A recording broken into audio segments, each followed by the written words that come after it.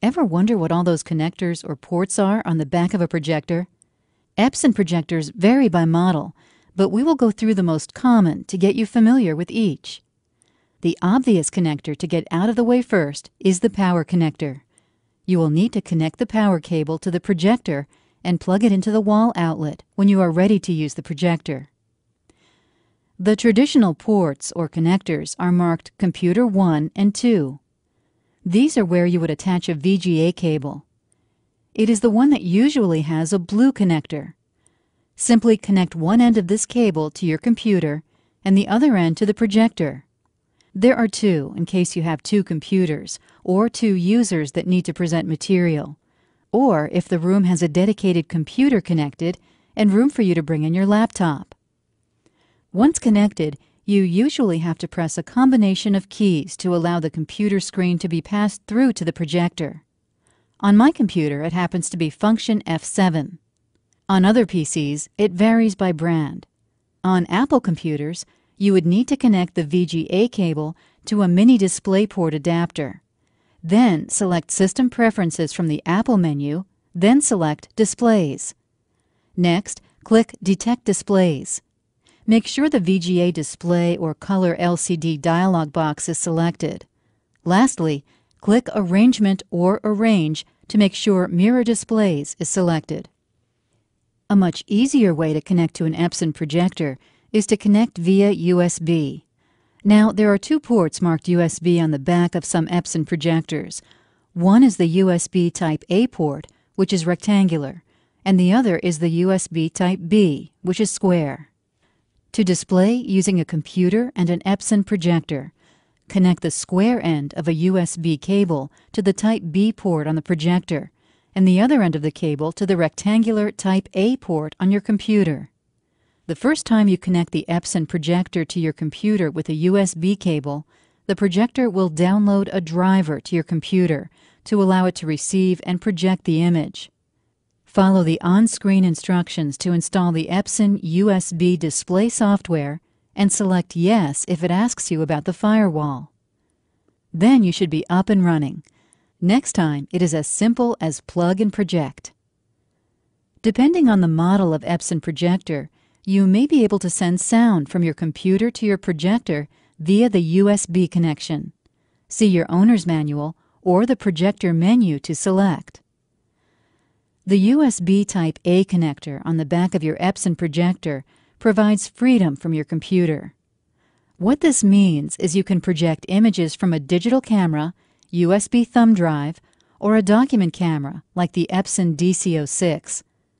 The images that are stored in the supported formats can be displayed and selected through the projector's menu.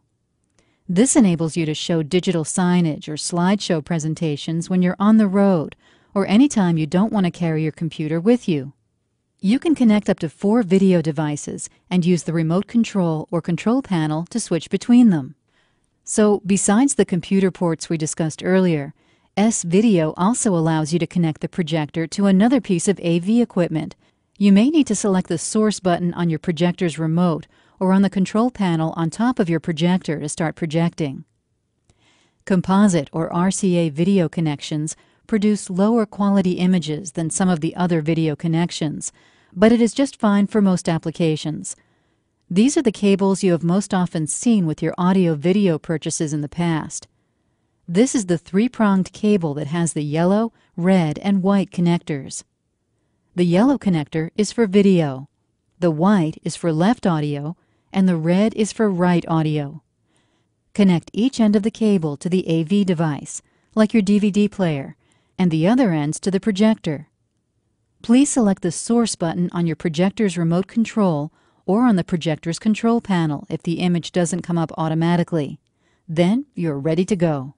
A little note, if you are using your projector with a device other than a computer and the video quality is important to you, here is a list of the video connection quality on a scale of 1 to 10, 1 being the worst and 10 being the best.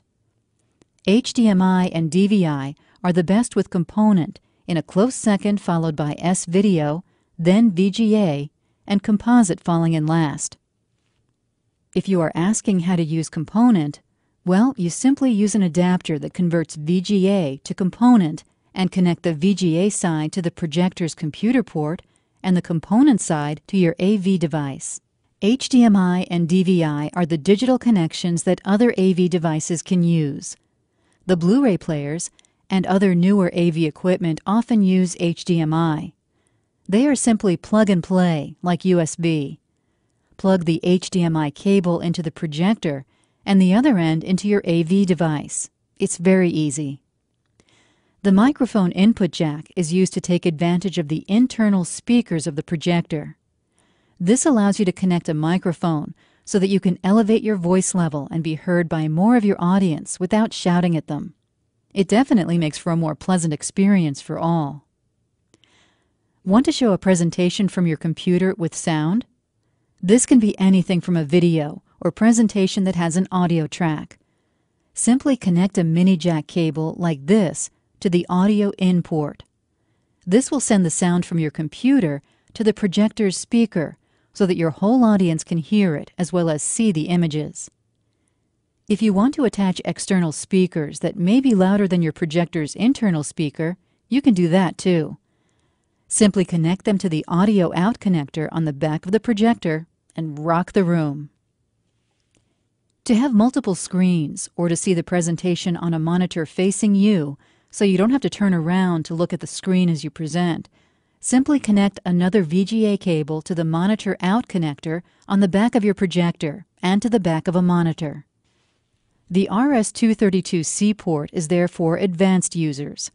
Most people may never have the opportunity to use this, since it is used to download firmware updates to the projector or to use it with a control system. Either way, you need to be familiar with RS-232C connections to use the port. If you are a novice, you can just ignore this one. The LAN connection, if applicable, is also for more advanced use. With this connection, you can connect to the network, which allows you to do several things which vary by Epson projector model. It can allow you to present images over the network.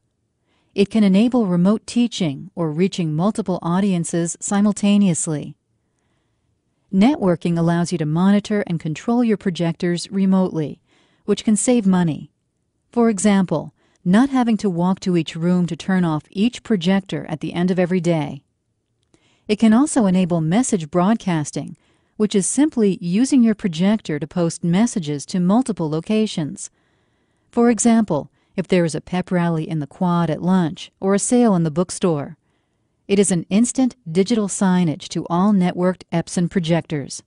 Wireless connection, if applicable, is a great way to future-proof your projector purchase. Whether it comes with the USB wireless module, you purchase it separately, or you are connected through an access point to your wired network, this feature can give you freedom to walk around as you present. It is wonderful since it allows you to interact with your audience. To connect the USB wireless module, the port is usually behind a door or in a cut on the front side of the projector. Simply slip the module into the USB slot, close the door, and you are on your way to the software setup.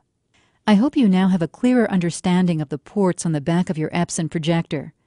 This should help give you familiarity with the devices that can enable you to give productive and captivating presentations to any audience, as well as save some money. Epson understands. You asked, we delivered. Epson, exceed your vision.